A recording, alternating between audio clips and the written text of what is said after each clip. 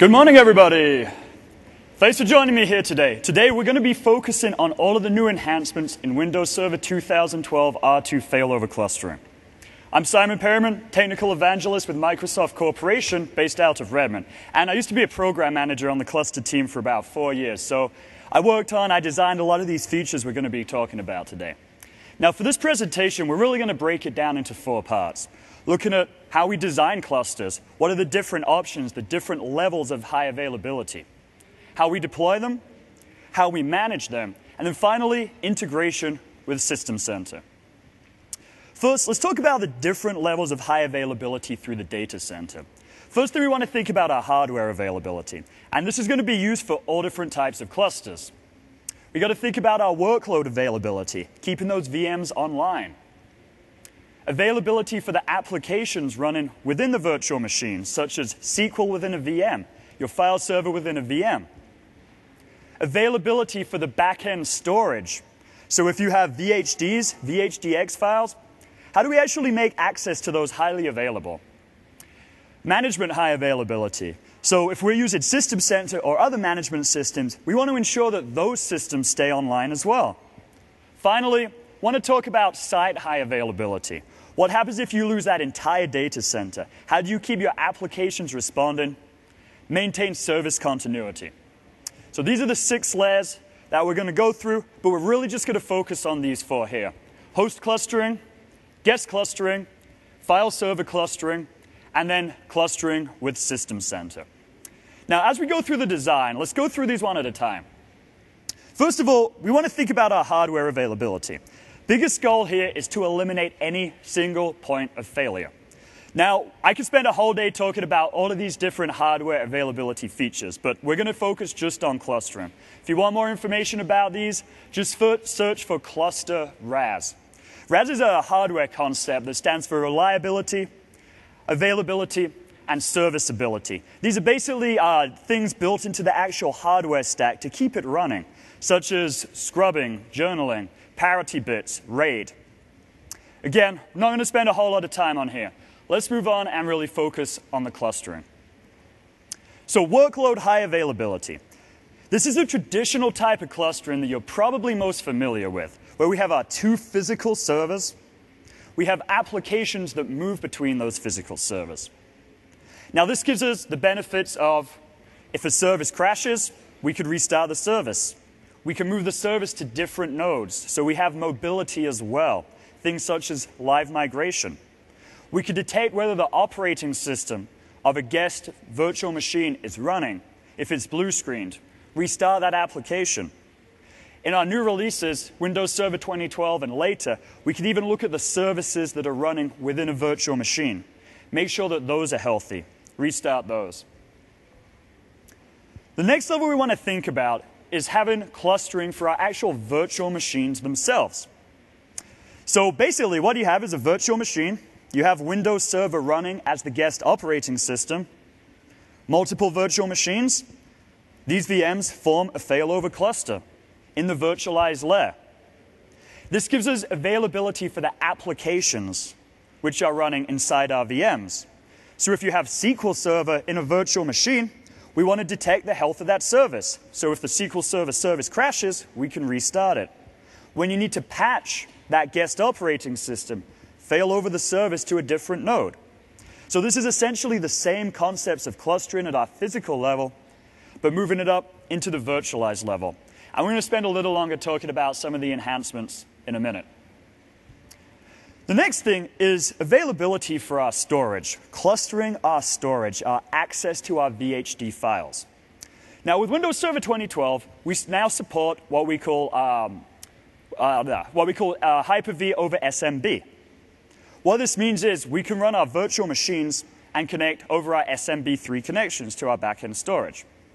Now, a nice advantage of this, as we're going through these different layers, we also added a feature called Scale-Out File Server. Now, with these 2 technologies together, what we're basically doing is providing redundancy to our VHD files.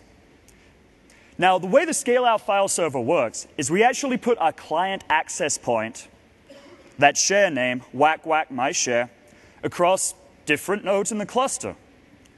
So each of these file server nodes has the same share name. Now what this means is if one of these file shares, the host crashes, we still have that client access point running. Whack whack my share is still running across other nodes.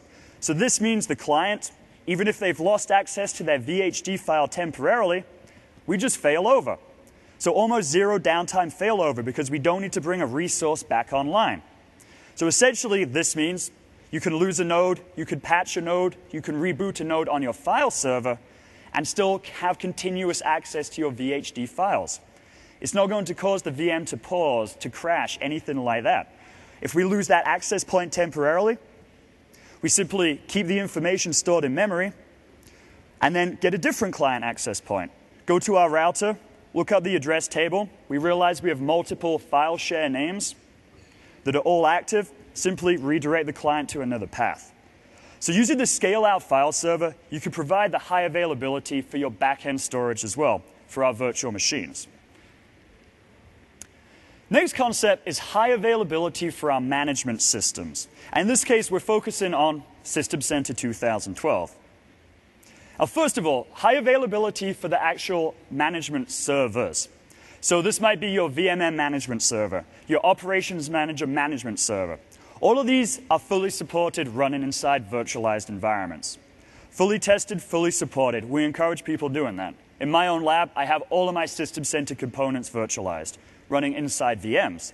So this gives you that advantage of clustering with the mobility, so you can live migrate your operations manager console, patch the host. This gives you the advantage of restarting. So if the operations manager VM crashes, we automatically detect that, we can restart it.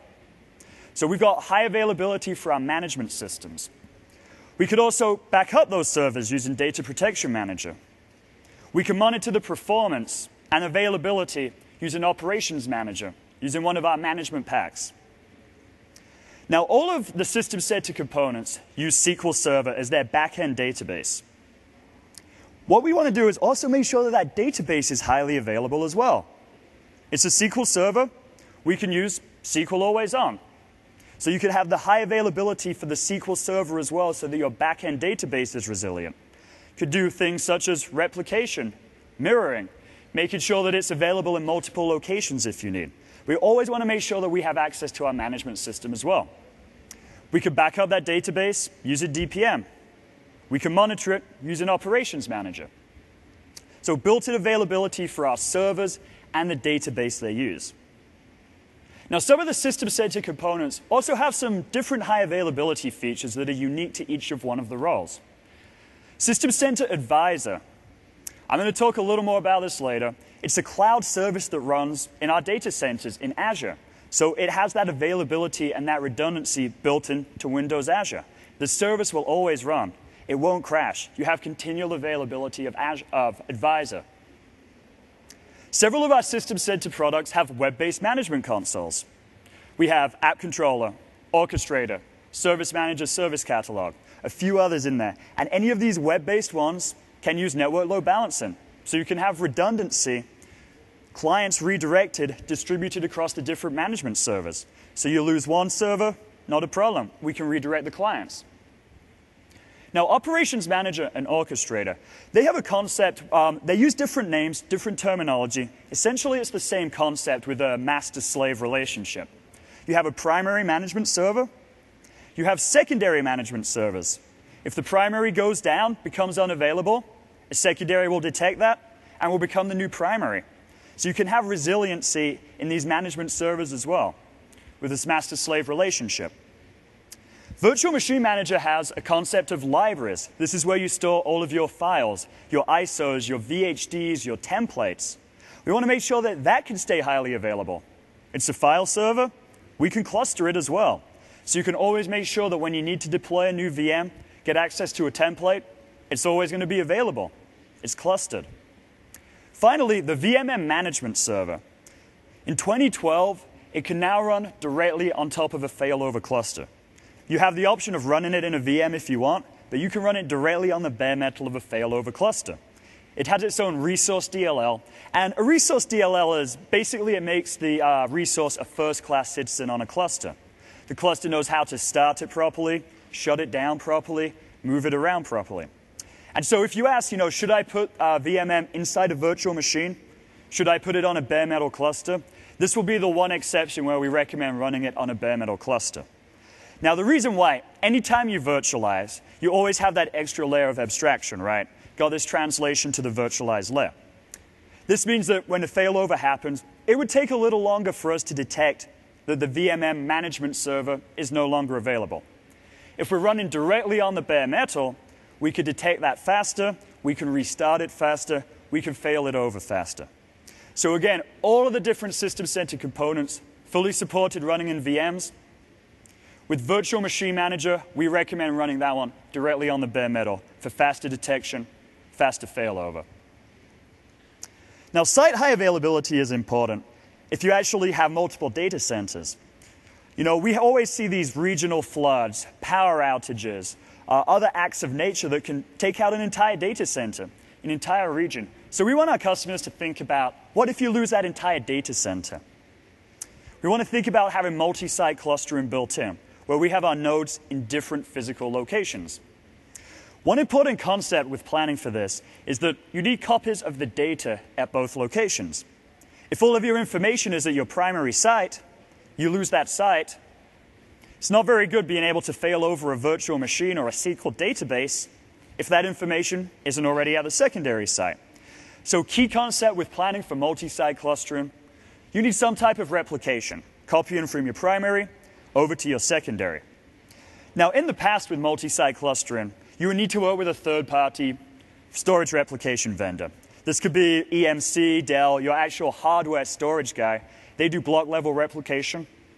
Or you can work with a partner. We have about 6 different partners that will actually do file-level replication. People such as DoubleTake, Sios, Everrun. But in any case, you've got to think about having this information available at both sites. Now, that's traditional multi-site clustering. With Windows Server 2012, we introduced the Hyper-V replica. This allows us to have free inbox replication for our virtual machines.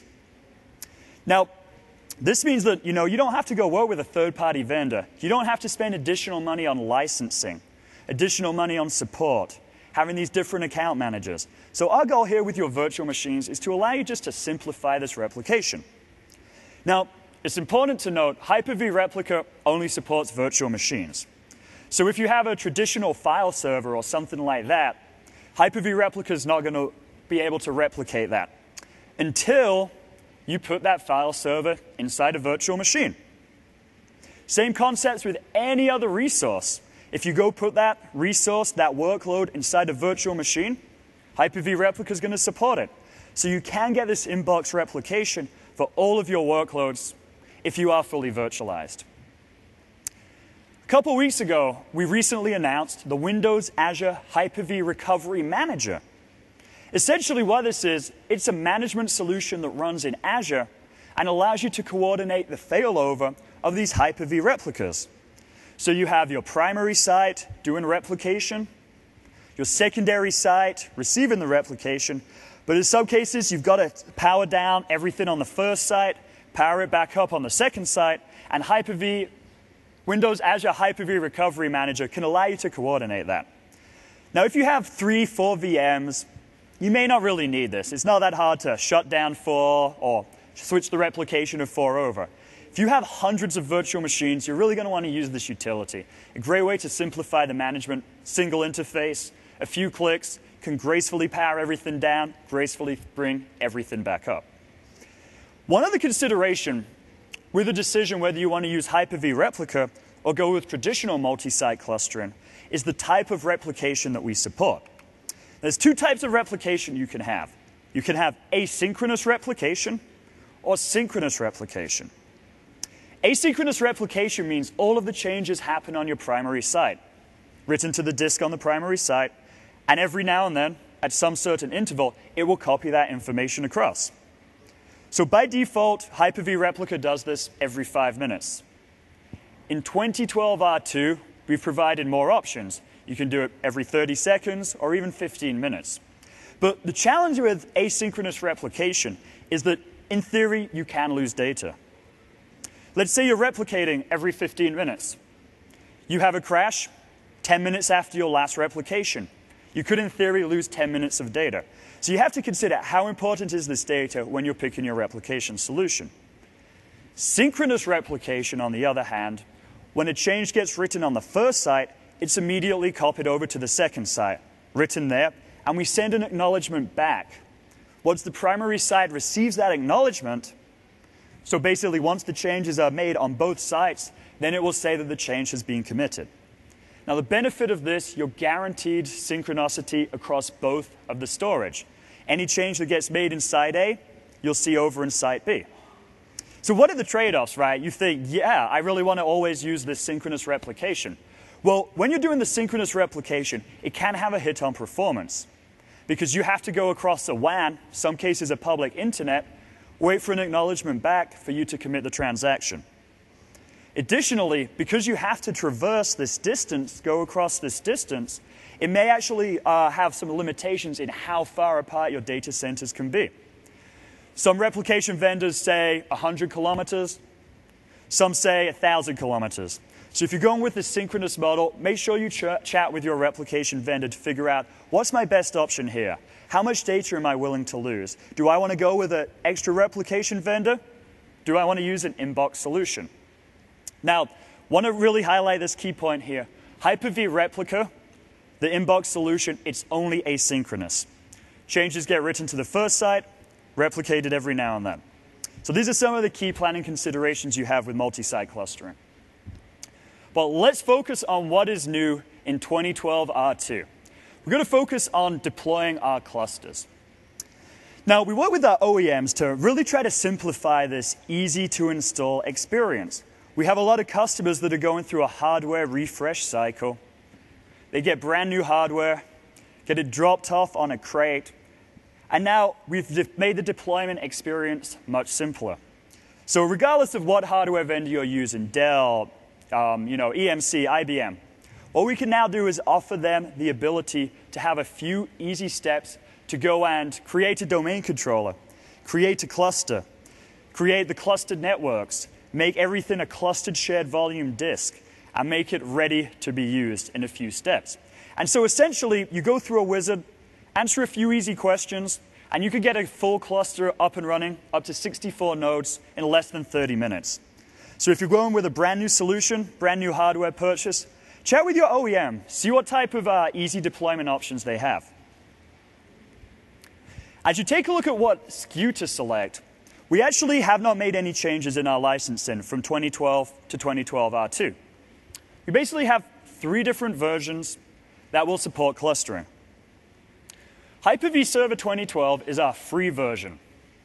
But since it's free, it's a free download, you do not get any licenses to run Windows inside a virtual machine.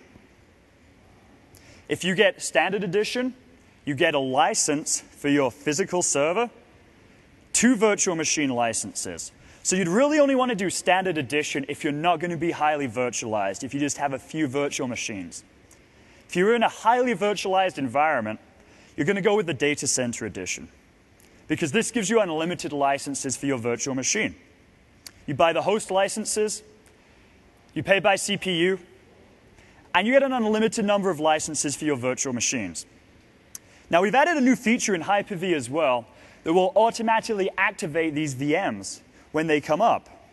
Make it simple, so you don't have to worry as much about, hey, I've just deployed a new virtual machine. Now I have to go through the activation process. We can do that for you automatically. Now, the other difference between these SKUs is how you actually go and manage it. Hyper-V Server does not come with a graphical user interface. It comes with its own mini shell, a few step-by-step questions, we'll show in a second, but it does not come with that full GUI. So a lot of people say, hey, I don't like that, right? I'm afraid to manage it. We have great remote management support. So you could connect with a full graphical user interface version of Windows Server, get that full management experience. Of course, Standard Edition, Data Center Edition, you have the traditional options of the full graphical user interface. So let's talk about Hyper-V Server 2012 a little bit. Essentially, the enhancements that we've made in this R2 release are to continue supporting all of the features made in Hyper-V 2012 R2. So we support shared VHDX. We support live migration compression. So if you go to any of these other Hyper-V overview sessions, all of the enhancements made in Hyper-V will also be made in Windows Server 2012 R2.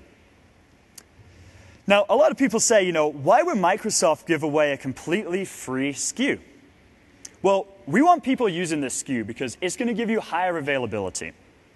Now, the reason why, since we do not have any graphical user interface, and this version is stripped down, we actually have fewer patches. There's no file server built in. There's no Active Directory built in. You only get Hyper-V plus the clustering features. So a big advantage here, though, fewer patches, that means fewer reboots. Fewer reboots, better uptime, higher availability.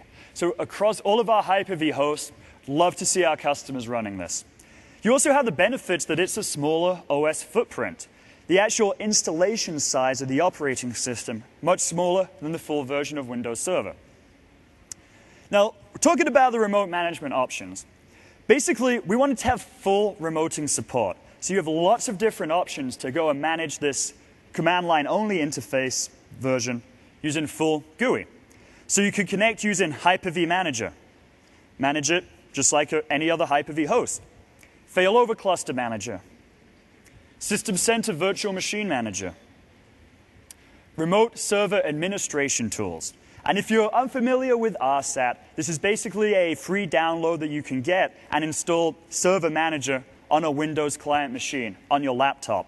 You get that remote connection, full management capability, again with Failover Cluster Manager through RSAT, Hyper-V Manager through RSAT. So a lot of options. Now, there's also third-party add-ons that are available. Companies like Five9 have actually provided little packages that can be installed on Hyper-V Server and give you a graphical interface to configure things such as the networks or the firewalls. So those are kind of, they could be a little cumbersome if you're trying to configure that using PowerShell command line only. But again, it supports all of the Hyper-V features, all of the clustering features, including 64 nodes, 8,000 virtual machines. So let's talk about the installation options on a traditional version of Windows Server. So this would be Standard Edition or Data Center Edition. There's 4 different installation options. Core, which is command only. Min Shell, which is basically command line only, plus a few little graphical interfaces for your firewall, for your network, some of those complicated configurations. Full, which is what gets installed by default. And then full with desktop experience. This is so you can get the transparent glass, you can have all the frames slide nicely. It'll kind of make you look like a slick Windows client machine. We really don't want to recommend putting that on server. It's going to cause some performance overhead. So you could probably stay away from that really slick user interface and improve your server performance by staying with full. However, again, really want to recommend using the minimum version that you're comfortable managing. Fewer components means fewer patches, which means fewer reboots, which means high availability. So if you can go with a core installation, do remote management, we highly recommend that. Now, we made some changes in our recommendation for cluster networks, because if you've done clustering today, you know that we're requiring a lot of networks. We also hear from customers, hey, I have a blade, I only have 4 network ports. Sometimes you're recommending that I need 6 networks. So in the past, we've said you need dedicated networks for each of the different cluster roles. Now, the reason for that, we've traditionally wanted to segment each of the cluster roles through each network. So if you have client connections, we want to put that through its own network because we don't want a client, flooding that network, causing some type of denial of service attack. We have a concept of cluster heartbeating. This is a health check that goes between the different nodes to make sure that all of the nodes are online and responding. We want to make sure that those health checks can go through. If a health check tries to go through a live migration network, that live migration network is flooded with traffic, sometimes that health check just can't make it through. It can trigger false failover. So again, in the past, we've always recommended having separate networks. Now, what we wanted to do with this release is we've seen a lot of people moving towards 10 gig, going from the 1 gigabyte networks to the 10 gigabyte networks. Our recommendation now is you can have a great cluster fully functioning using 2 teamed 10 gig network connections. We've been testing this in the field with a lot of customers, and using, again, just 2 10 gig network connections, you can run all of these different cluster networks throughout. Now, ideally, yeah, if you can have 4, 2 and 2 sets of team network connections, even better. But you no longer have to think about, I need a network just for my internal cluster communication, a network just for my public, a network just for live migration, a network for my Hyper-V deployment and management, a network for my iSCSI storage or Fiber Channel over Ethernet, a network for backup. We were recommending 6 different networks. Again, we can reduce that recommendation. Teamed 10 gig will work.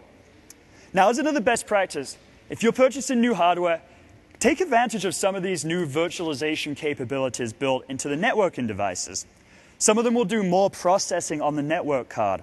Some of them will offload the processing from a network card back to the server. So these are features such as VMQ, SRIOV. So again, as you're starting to think about these next versions, go with the 10 gig networks. Make sure that they support all of the new Hyper-V features, like VMQ, SRIOV. We made a lot of enhancements to cluster shared volumes in this release. If you're unfamiliar with CSV, it's our distributed access file system, allowing multiple VMs to simultaneously access a single disk. Now, when we did cluster shared volumes in 2012, that was cluster shared volumes version 2, we made a lot of improvements around interoperability, but there were still some other Windows Server features that didn't play well, didn't work with CSV. So with this release, we wanted to make sure cluster shared volume supported all of the Windows Server 2012 storage features. So it supports REFS, our new resilient file system. Now, REFS, if you're unfamiliar with it, essentially it does a lot of built-in processing, background scrubbing, parity bit checking, to make sure or try to eliminate other types of disk corruption. Essentially, or in the long term, it's going to replace NTFS. So we want you guys to start thinking about using REFS.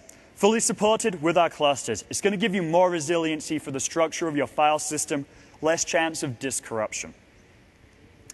We made some improvements, and we added caching to part of clustered shared volumes. Now, what we found out was when you're doing cluster shared volumes traffic, this is doing a lot of sending memory information from the disk back to a node. And we found out, just like any other type of computer, having a cache can give you some great performance gains. Caching for memory, things like that. And so we introduced this concept of caching in 2012. It's disabled by default, have to turn it on. In 2012 R2, we improved this even further. It's on by default. And what this can do is just make sure that we keep the most used information readily available. So essentially what you do on the host, you're going to say, I want to go and enable CSV cache. You assign a certain amount of your memory to be used as that cache, say 10 gigabytes. And with that cache, you're going to get much faster performance for your VMs because they're not sending this information back down to a disk, back down to a file system. They can read this information directly off of each host. So you want to recommend our customers start using CSV cache if they're in a highly virtualized environment. Next enhancement is integration with tiered storage. So we recently announced 2012 R2 supports storage tiering. Essentially, this means that you can assign groups of disks as your fast, maybe these are your SSD disks, medium, which might be traditional standard disks with the rotating platter, slow, older disks, tape. But we have full support for the cluster integration with this storage tiering. And so what this means, if you're using tiered storage, we just see it as a storage space, manage it in the cluster just like regular disks. And by default, we're going to go right to that fast storage. That fast stuff, as it's not being used, will gradually get moved to the slower storage and the slower storage. So full integration with clustered disks, CSV, using storage tiering. We now have parity space support. So parity spaces, it's just another disk enhancement that includes what we call a parity bit to go and check the integrity of the file system to make sure that the data is what it should be, it's not corrupt. We now have parity bit support with cluster shared volumes. We added deduplication support. Deduplication can give you some great cost savings by reducing the storage. Essentially, with deduplication, we look for sets of shared information across multiple resources, multiple virtual machines, and we only keep a single copy, a single instance. Now, we've heard some customers that are part of our pre-release programs been using this for VDI scenarios. So VDI, they have lots of virtual machines that are almost identical. It's a client connecting to it, but that base virtual machine is the same. They're saving 90% of their storage using dedupe on cluster shared volumes. So think about that. That means they've essentially allowed them to use 10 times as much storage using the same disk. We're having customers saving significant amounts of money. They're no longer having to think about, hey, I need to purchase new storage next year. They do deduplication. It's highly available. It's resilient. And they free up a lot of storage space. So you want to certainly think about deduplication. And dedupe is also now supported with all types of live migration. So you can live migrate. Deduplication will happen. We don't worry about the virtual machine. We'll keep track of it. No impact to its deduplication on the back end. Then we added some more integration with our System Center components for cluster shared volumes. So with Data Protection Manager, we could do full backup support on cluster shared volumes during live migration as well. So you can be live migrating your virtual machines between different hosts. DPM will detect it. It will keep backing it up. Operations Manager has a management pack for failover clustering, including support of clustered shared volume disks. So it checks if the CSV disks are healthy, if they're in redirected mode. Gives you that feedback in a single console. System Center Orchestrator has integration with clustering and CSV disks as well.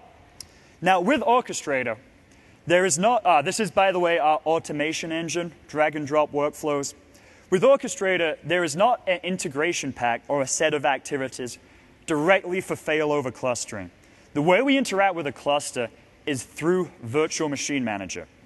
So basically, Orchestrator tells Virtual Machine Manager to go and deploy a new VM to a CSV disk.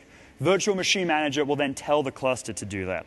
So there is a dependency on having Virtual Machine Manager to be able to use this with Orchestrator. And of course, Virtual Machine Manager, full support for cluster shared volume disks, clusters, everything like that. Now, one of the other enhancements that we made around storage was what we called shared VHDX files. Shared VHDX is a new capability for guest clustering, a new option for the storage for that guest cluster. Once again, our guest cluster is our cluster made up of virtual machines. Now, the challenge that we heard from customers, actually, let me take a step back. So before this release, before 2012 R2, guest clustering supported several different types of storage for that guest cluster. We still need shared storage for a guest cluster so that that SQL application within a VM can access the disk regardless of what node it's on. So before this release, guest clustering supported Fiber Channel, iSCSI, Fiber Channel over Ethernet, and SMB. Shared VHDX is now a new option that we're adding in 2012 R2. Now, the benefits of this, we were speaking to a lot of hosters, and they said, hey, I have these customers that I'm hosting, and they need guest clustering for their applications. The problem that these hosters had was they actually had to expose their storage infrastructure to these clients. So when the clients were building a guest cluster, they would go and pick a specific LAN, a specific disk. And so there were some security concerns here because we're really sharing that storage infrastructure. What shared VHDX allows us to do is we can present a file to the customer, a VHD file. Where that file is running, that backend storage is abstracted. So if you're a hoster, you simply say, hey, here's your VHD file, your VHDX file, and then they can go and connect to that VHDX file. But they don't get exposed to that backend storage infrastructure. They don't see your LANs, anything like that. So this is a level of abstraction that's going to give you additional security. And we definitely want to recommend using this as well. It's been well tested. And this will give you the ability to, let's say you have SQL in a guest cluster. You basically have SQL running in a VM. Its database is stored on that VHDX file. So this is our new guest clustering storage. We made some improvements to cluster validation, but rather than really go through these in detail, I'm going to jump over to the demo briefly and show you some of these enhancements.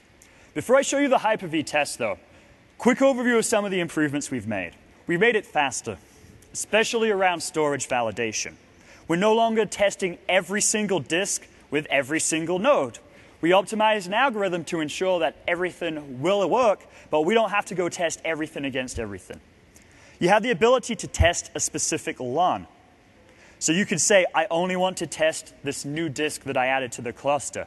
All of my existing disks that are in production, I already know they work. We now understand replicated storage in the cluster. Previous versions with cluster validation, if you had mirrored storage across both sites, we would just put a warning and say, we don't understand the storage. Sorry, make sure you test it. We now understand how to look at this mirrored storage, this replicated storage across both sites. And we're going to check that it's consistent. It maps to each other. You have consistent sizes, consistent names. So if an application moves from one site to another, moves from storage at the first site to the storage at the second site, everything will continue to work. And then we added some network reliability tests as well. Now, all of the cluster communication happens on port 3343. And we found that there were some customers that had very locked down firewalls. And they would just turn everything off by default and only turn on a few specific ports they needed, without really understanding what the cluster needed to communicate. So now, as part of our cluster validation test, we're just going to specifically check that we have access to those ports so that the cluster can communicate better. But let's switch over and actually take a look at some of our Hyper-V enhancements here. So what we're looking at here is our new Windows Server 2012 R2 cluster. I'm running the consumer preview bits, so the bits that were made available this week. And I will say this is a very, very stable, very solid build for a preview. I'm really happy with the engineering teams, both Hyper-V and clustering. Very, very solid build. But let's actually take a look at some of our Hyper-V tests here and see what we've really done to make sure that if you're building a Hyper-V cluster, it's going to be operating exactly how you want. Now, in this particular test, I have purposely put a few bugs in here so we can see some, warnings, some different errors. Now, we go down to our Hyper-V configuration here. There we go. And you can see that we have about 10 different tests now. First thing we're going to do here is list the Hyper-V information. So this is essentially saying if you already have any virtual machines that are on a server but not clustered, we're going to go inventory them so that you go and remember to cluster them later. Next test that we look at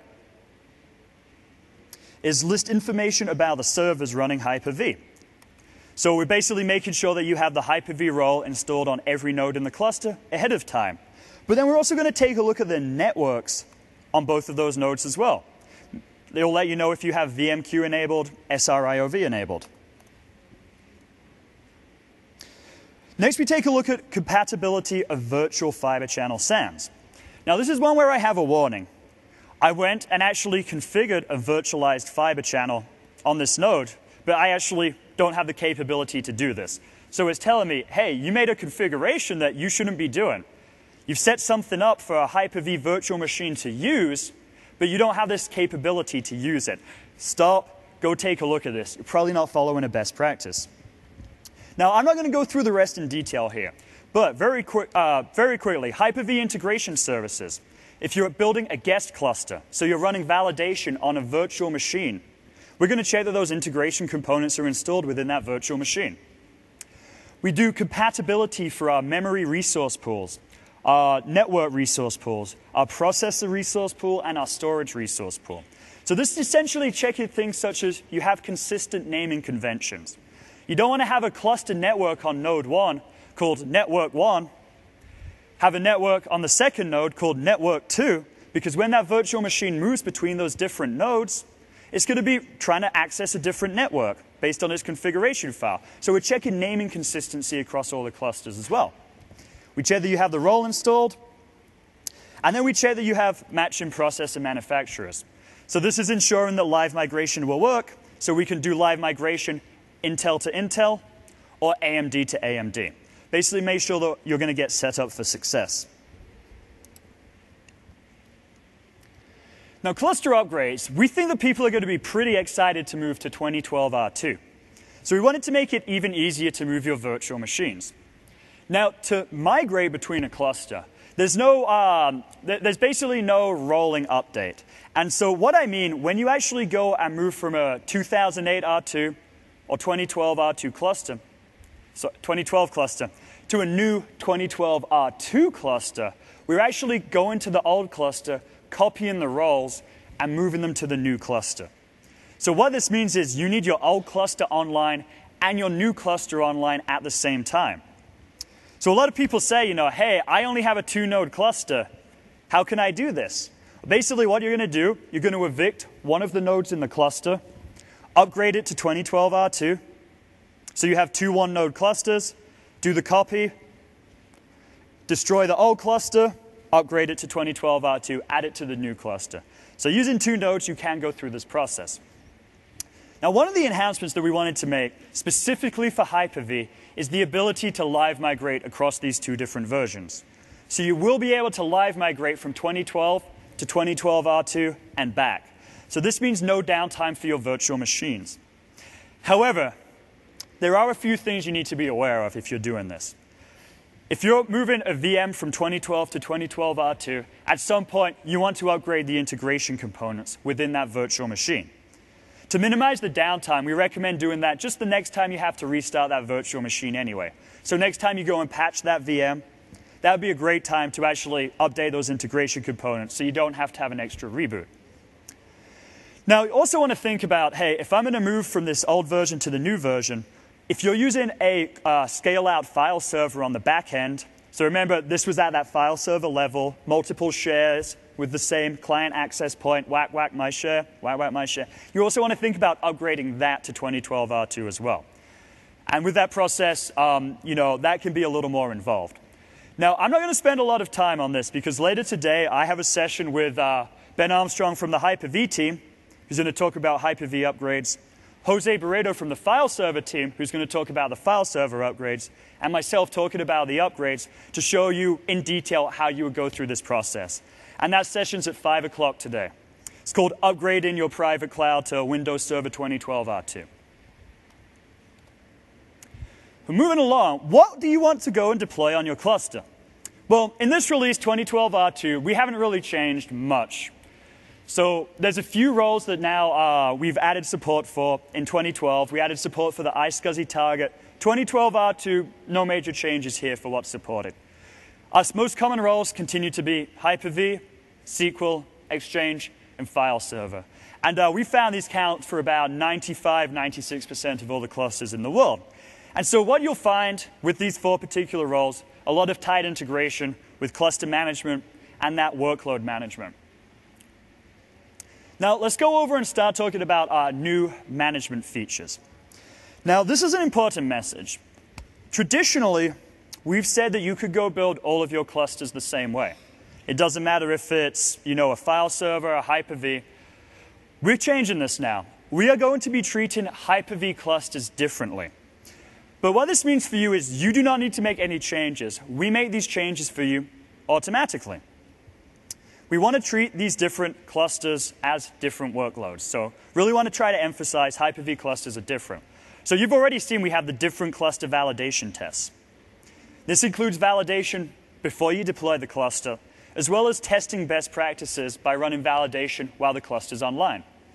We've already talked about the support for the shared VHDX for your guest cluster. 2 other updates, 2 other changes that we make internally that you don't have to think about.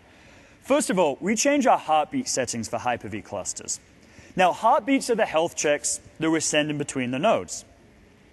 Now, what we found is, with our Hyper-V clusters, now that a lot of customers are using these team networks, they're using multi-site clustering, using the Hyper-V replica, traditional cluster heartbeat settings were actually sometimes causing more trouble than they were solving. We would have more false failovers than we really wanted.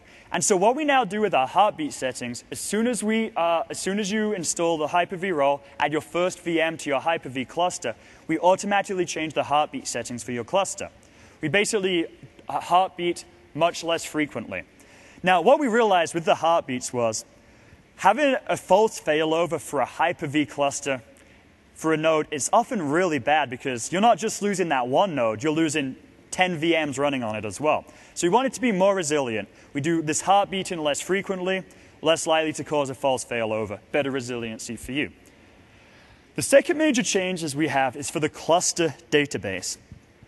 So I'm going to give you just a quick overview of how the cluster keeps a consistent view of every node. Internally, every single cluster node has its own database that keeps track of what's running in the cluster. It's under HKLM/cluster. In this database, we keep track of every single clustered workload, so anything running on the cluster. We keep track of all of the properties for that workload. So the private properties, the name, the IP address. And we keep track of their state. Is the resource online? Is it offline? Has it failed? Now, it's important for a cluster to always have a consistent view from every node in the cluster. And the reason for this is if we have a network partition, we want to make sure that all of the nodes know what every other node has done. So let's say I have 4 VMs running on one node. There's a partition or this node crashes. Well, some other node in the cluster needs to go and start those 4 virtual machines, right? But that node needs to know what the old node was running. It needs to know what were the 4 virtual machines, what are the properties of those virtual machines, what's the state of those virtual machines. So we always need to have a consistent membership view of what the cluster is doing. Now, what we do with clustering, anytime a change is made to any resource on any node, it goes and updates every other node immediately. So you bring a new virtual machine online. That node tells every other node that the change has been made. You go and change a private property. That node tells every other node a change has been made. Now, this is done actually using what we call GUM, which is our Global Update Manager. Now, what we found with Hyper-V clusters, we found challenges with actually pushing this out and getting a response from these large clusters. So what we would do traditionally is we would go and say, hey, I want to go make a change, send it out, but we wouldn't necessarily get an acknowledgement back because those networks had live migration traffic. They were split across different sites due to Hyper-V replica, and sometimes this would delay the time it would take to start up a workload because the node would say, hey, I'm making a change. It's waiting for the other nodes to say, great, we've seen the change, and that can just cause churn, cause delay in getting these workloads running. What we've done in 2012 too, rather than waiting for every single node to respond and say, I see this update, we now only wait for a majority of the nodes to respond and say, we see an update. So what this means is you're going to get the resources online faster, better response time, better replication of this internal cluster information.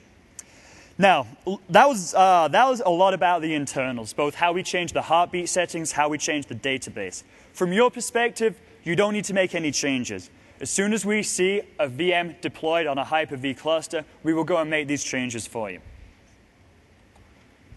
We wanted to make some improvements to the cluster dashboard, make it easier to manage. So I'm actually going to go back to the demo and show you these instead. Now, first thing we wanted to do, we're seeing customers have a lot more clusters in their data center. So we wanted to make additional cluster management easier. So we're going to go and, let me see, connect to a different cluster. I'll show you the new interface. So this is a Windows Server 2012 cluster that I'm connecting to. And we're going to try to actually show you some improved cluster management. What you're going to see once this connects here is that we get immediate status across all of my clusters from a single location. So I can see how many roles are running on each of my clusters. What's the status of my nodes on each of my clusters? So I can actually see on my other cluster, I have one of my nodes down. Easy for me to figure out, easy for me to investigate, and it gives me information about the warning. So some simplified cluster management here. The next enhancement we made, this came from a popular request from you guys, showing what node was owning a particular disk, straight from the disk management view. So you could see what node owns the quorum disk, what node owns a CSV volume, the coordinator of that CSV disk. So try to simplify that management there. Next enhancement we made is showing quorum status. And this is how many votes we have. Now, very shortly, we're going to spend some time looking at the quorum enhancements, but just want to quickly show you here. in this interface, you can see which nodes are online, which nodes are voting. So you know what? One other enhancement I'm going to show you. A lot of people haven't found this yet. With your cluster network management, much simpler to configure live migration.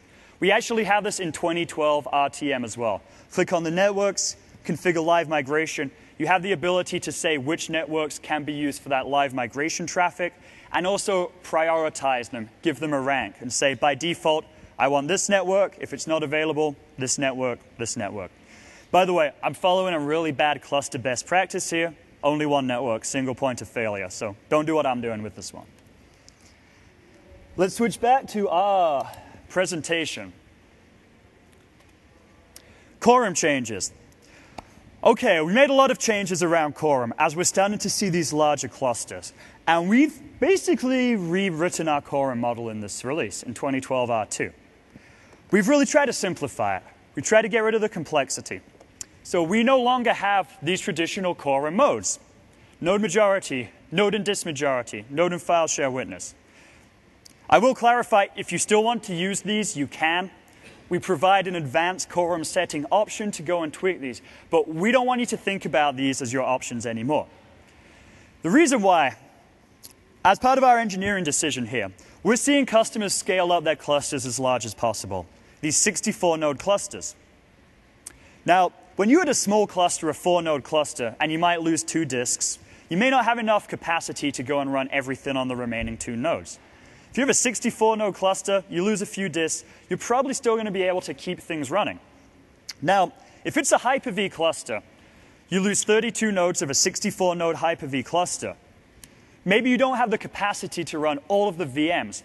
But remember, with 2012, we have features such as virtual machine prioritization. This means that we're going to ensure that your high-priority VMs stay running. If there's capacity, medium will stay running. If there's still capacity, low priority will stay running. But essentially, since we have live migration priority, we're going to ensure that the most critical VMs are going to be online, they're going to be functional. And so even if you lose 32 nodes in your cluster, should we actually shut down the entire cluster? No, you've lost 32 nodes of processing power. We want you to keep that 32-node cluster running. If you lose 3/4 of your nodes, do we want to go shut down that cluster? No, we still want to keep those remaining nodes online, keep them healthy, and those high-priority VMs will always be running. Now, another enhancement as part of the prioritization a lot of people are unfamiliar with is we have a capability that we call preemption.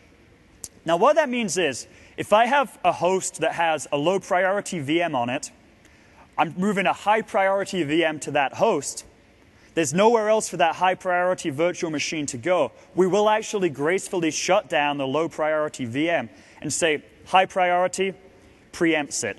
It's more important. And so what this means, as we look at this model, you start to lose cluster nodes. All your high-priority VMs will stay online. The lower-priority ones will gradually shut down.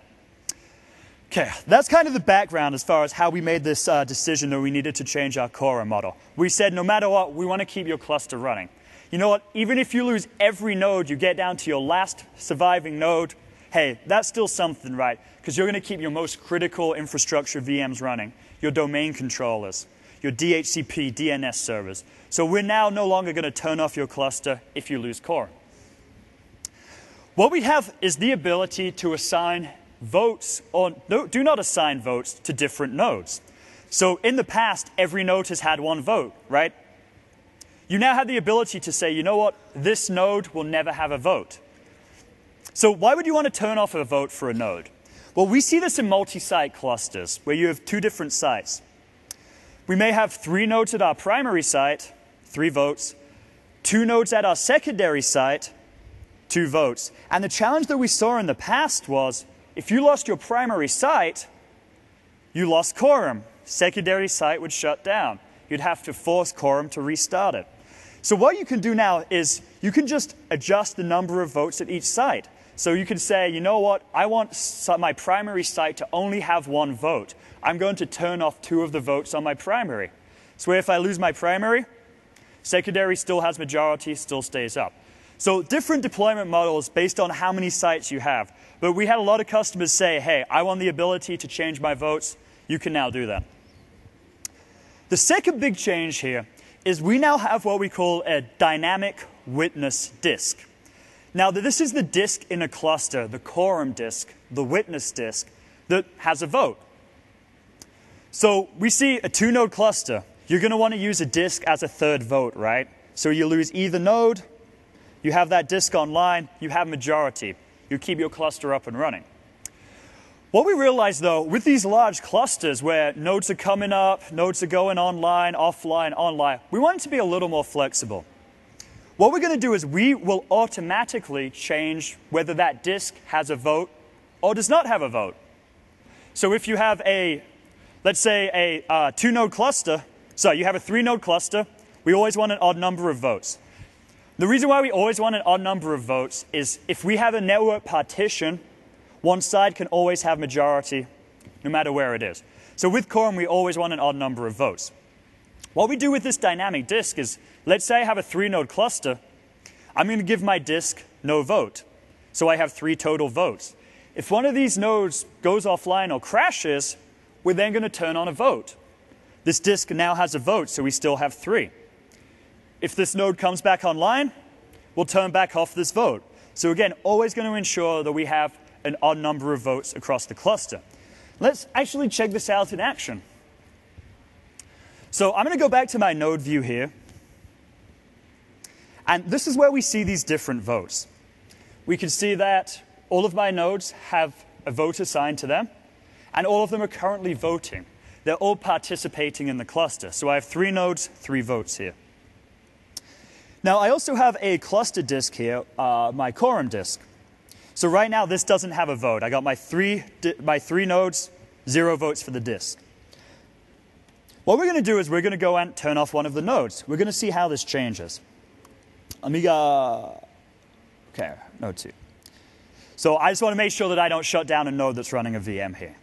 So what I'm going to do here is I'm going to just say more action, stop the cluster service. So this is just basically saying, hey, don't run the cluster service on this node. As you can see, this node is now down. We've changed the vote to 0. So only the 2 nodes are voting, but now my disk gets a vote as well. So you'll see as we turn these nodes on, turn them off, we're going to automatically change the quorum settings for you so it's optimized, don't have to think about these challenges. If I turn my node back on, I restart the cluster service, we'll see the vote will get changed back to 1. This node's going to rejoin the cluster, rejoin cluster membership, bring that vote back online. So this may take a minute. We'll go back to this very shortly. Now, we wanted to make some other improvements in how we manage the quorum across multiple data centers. So we made 2 different ways to go and actually manage forcing quorum. To take a step back, if you're unfamiliar with forcing quorum, this is going to be useful if you have, let's say, a 5-node cluster across 2 different data centers. Your primary site crashes, unavailable. There's no network in the area. Maybe there's a disaster in the area. You cannot even physically go to the data center. So sometimes this node, it doesn't have majority. Sorry, this site does not have majority. This site shuts down. So forcing quorum means even though a site does not have majority, we're going to bring it online. We're going to have it start. Now, the challenge that we saw, sometimes we would basically have this partition. The 2 sites couldn't talk to each other. One site was running. But since we couldn't see the other site, that site was also running. And what this meant was we would have 2 inconsistent views of the cluster database.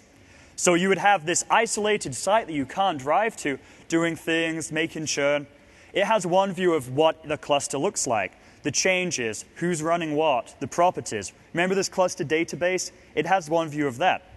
Since it hasn't been able to speak to this other site, which is the site that we want to use, the site we can access, the site that we forced quorum in, we know what's happening. But this has a completely different view of the cluster. We have different VMs on different nodes, different state changes. What we now have the ability to do is, if you go to a particular site and you say, force quorum, this is the site that I want to use, we will say that this site has the authoritative version of this database. So what this means, you go to this site, this is going to be the winning site. Once your other site comes back online and the two sites can start talking to each other, there's not going to be a conflict over whose version of the database is correct. The site that you force quorum in, that becomes the primary site. That's the authoritative site, and it will copy its database to this site. This site will resynchronize, and you'll then have your full functioning cluster. So essentially, we're giving you resiliency when you rejoin sites after a disaster. We also added the ability for a tiebreaker. Now, what this means is, this is essentially automatically prioritizing which site is authoritative.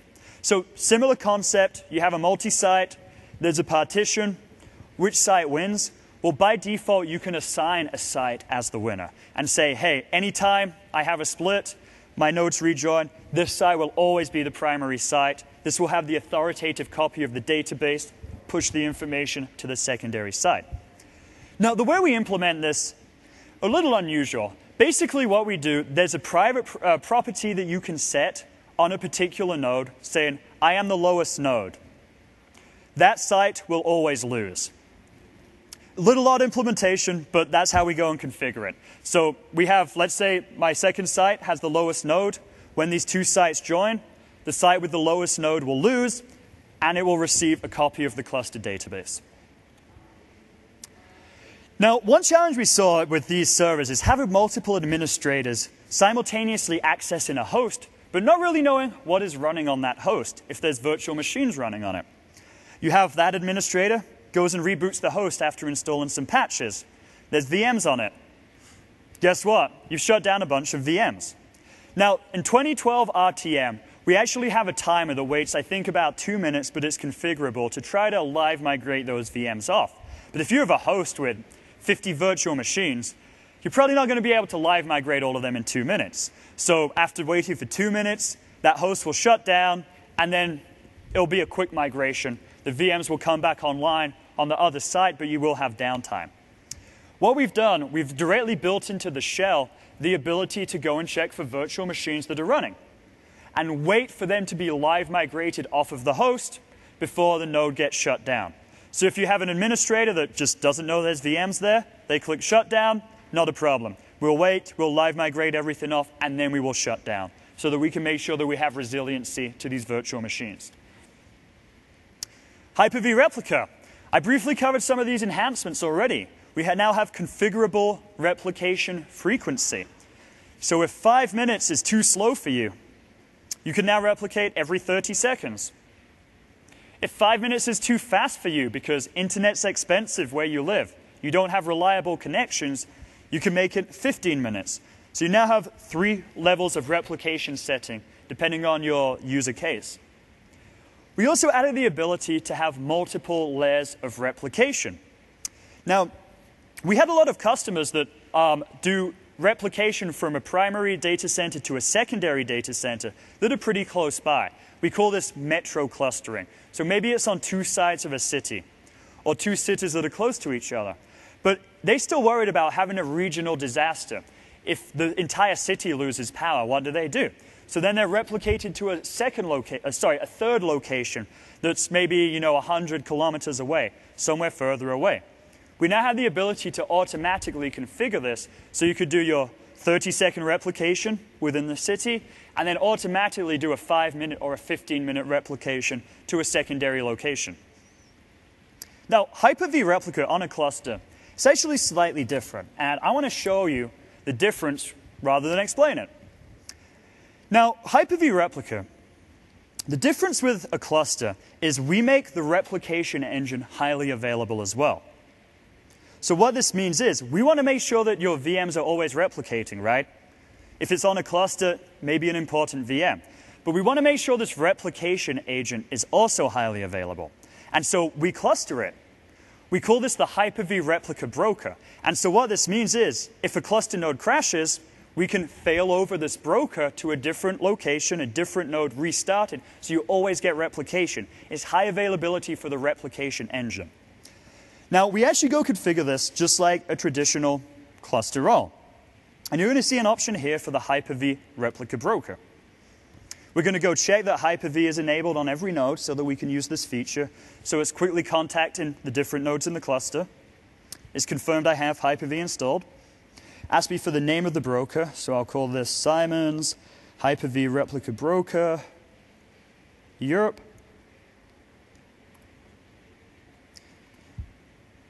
Click Continue. And this will go and create this replication engine that's always clustered, always online. Now, an important consideration here, you can only deploy one Hyper-V replica broker on a cluster. This one broker can manage replication for 1,000 VMs. It doesn't matter how many VMs. But there's only one of these engines on a cluster because it's going to fail over between the different nodes. Now, for this reason, you cannot do replication between nodes within a single cluster. Okay? You can replicate from one cluster to a second cluster between the two replica engines.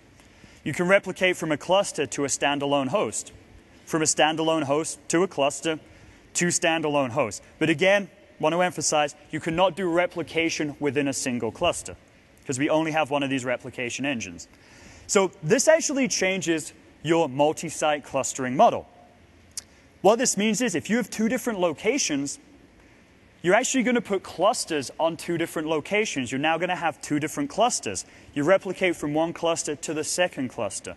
This changes our traditional multi-site clustering model where you would have a single cluster which cross both sites. Again, we now have two clusters, one at each location. They each have a replication engine, copy to each other. Once you've got this replication engine configured, we see it's online. Configuring replication is just the same as you would if you're actually doing a Hyper-V replica on a standalone host. This will go launch Hyper-V replica broker configuration. You say, I want to enable this. We go and say which type of security we want to use, specify which replication hosts we want. I'm going to allow replication from any server. Uh-oh. Here's what I'm missing. It told me you're missing a path. We're using a cluster. We're using virtual machines on a cluster. We need to use cluster shared volumes. So I can go browse. Oh, let me just enter C. Cluster storage, volume 1. This way we make sure that we replicate to our CSV disks so that our VMs are always highly available and we have live migration. It prompts me and reminds me about turning on a certain firewall port. Sounds good. And we've enabled replication. So essentially, once you get this broker up and running, configuring replication is the same as on a standalone host.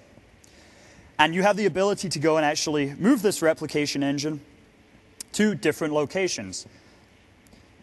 Now, this is a setting here that a lot of people ask, what exactly does this mean?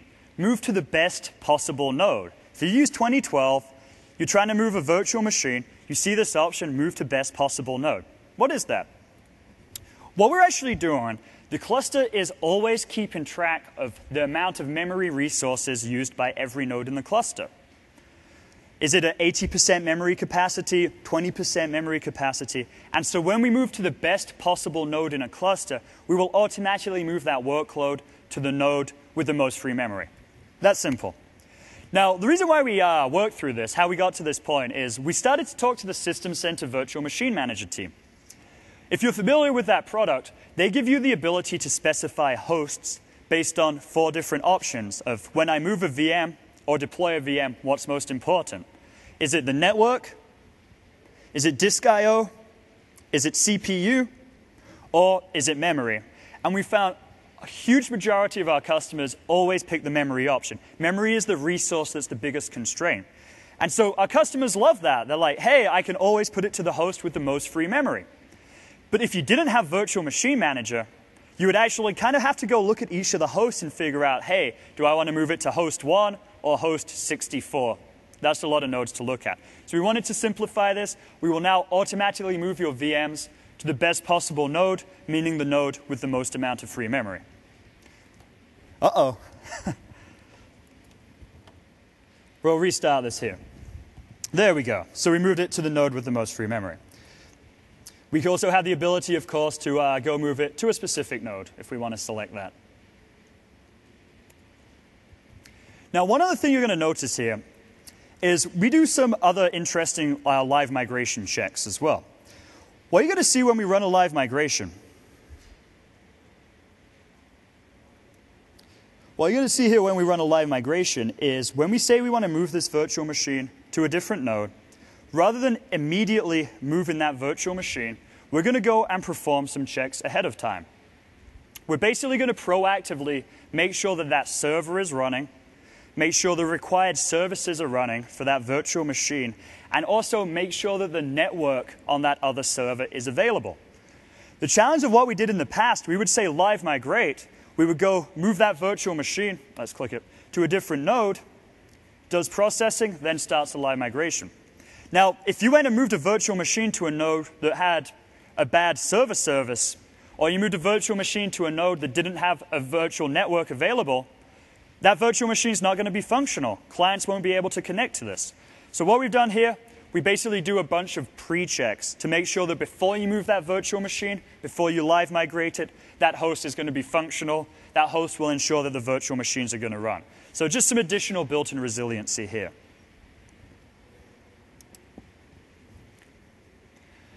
Now, additionally, one of the other enhancements we made is rebalancing our clustered shared volume coordinator nodes. Now, some insight. Basically, every clustered shared volume disk has a bit of management logic that we call the coordinator.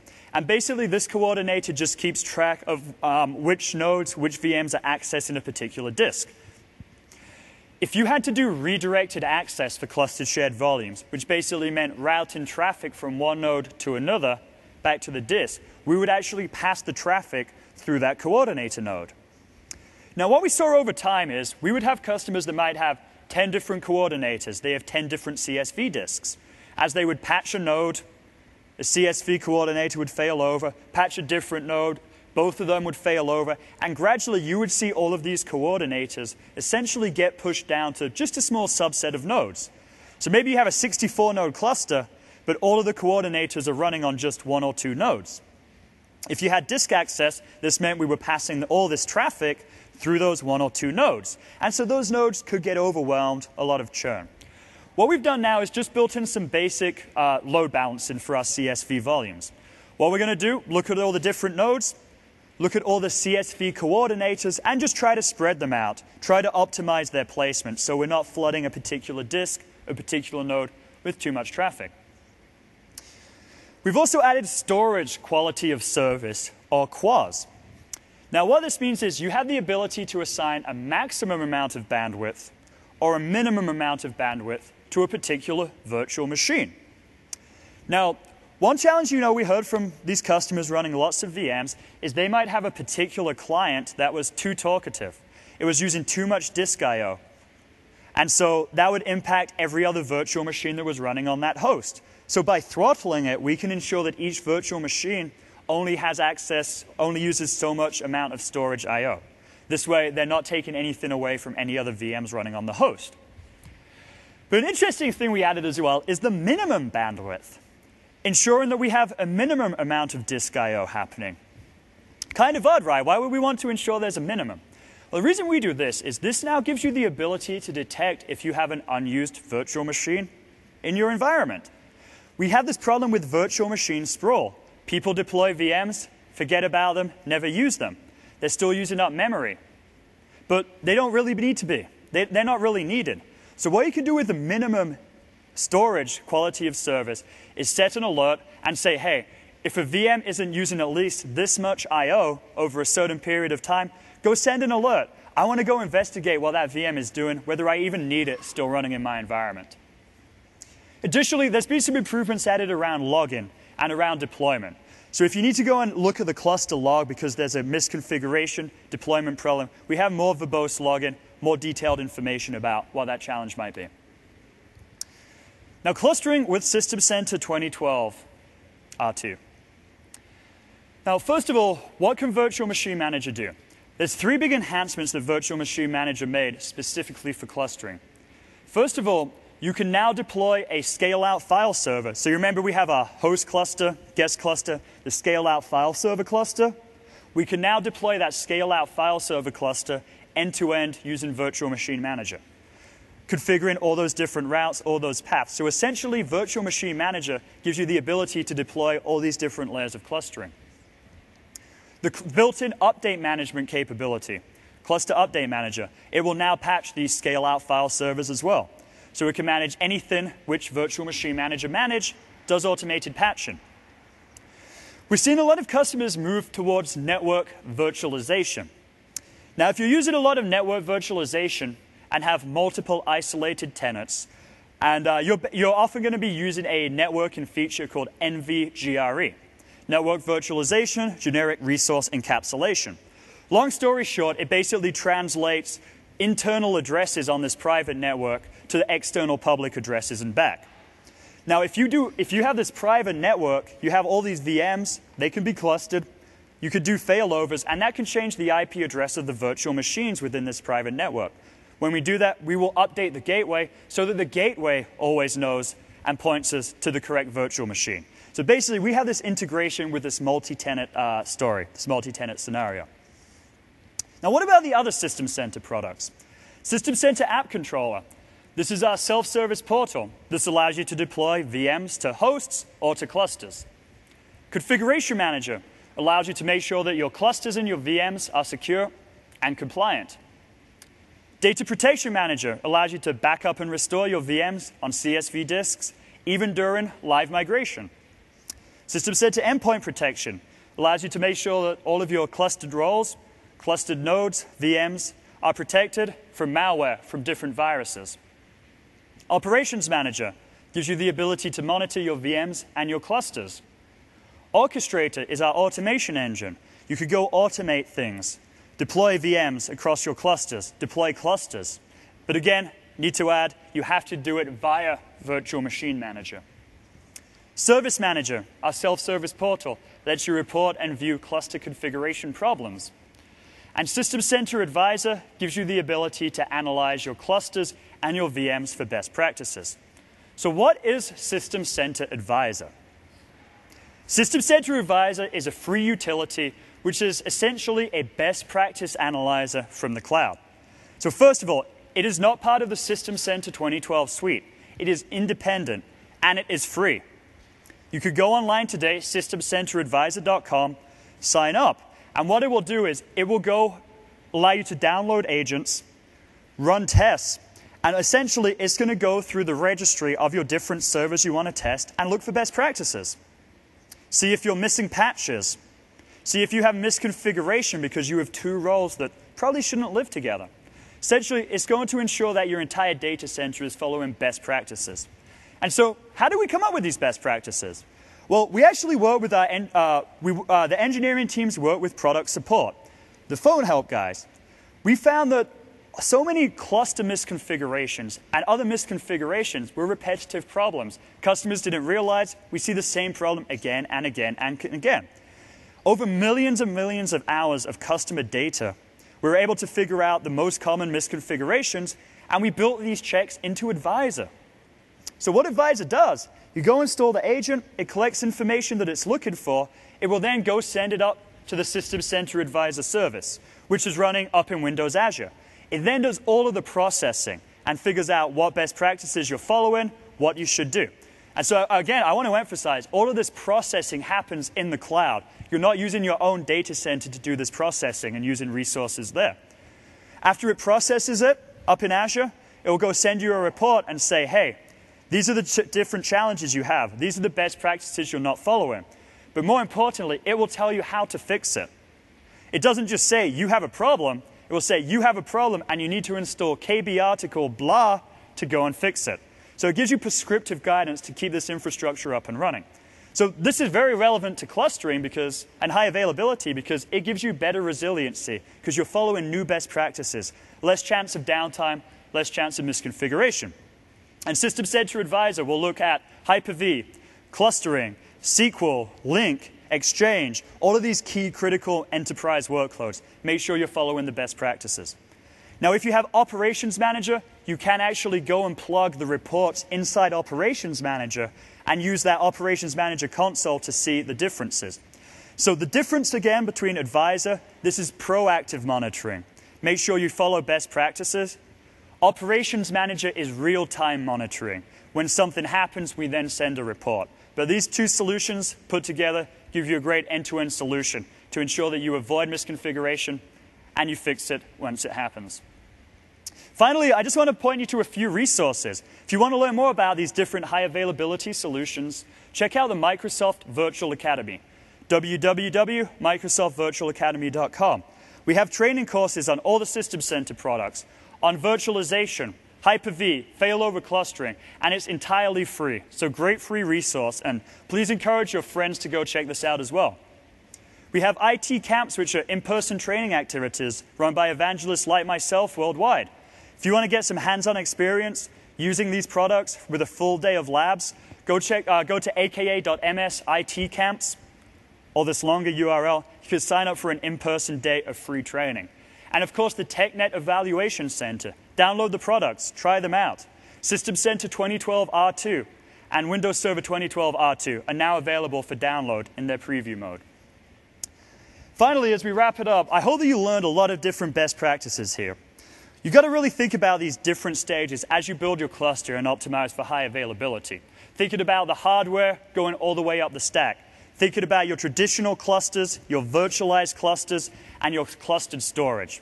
Thinking about high availability for your management system. And then, of course, thinking about site resiliency, high availability across sites. Hopefully, I encourage you to check out Windows Server 2012 R2. Great solution, excellent customer preview, so please go download it today. Thank you.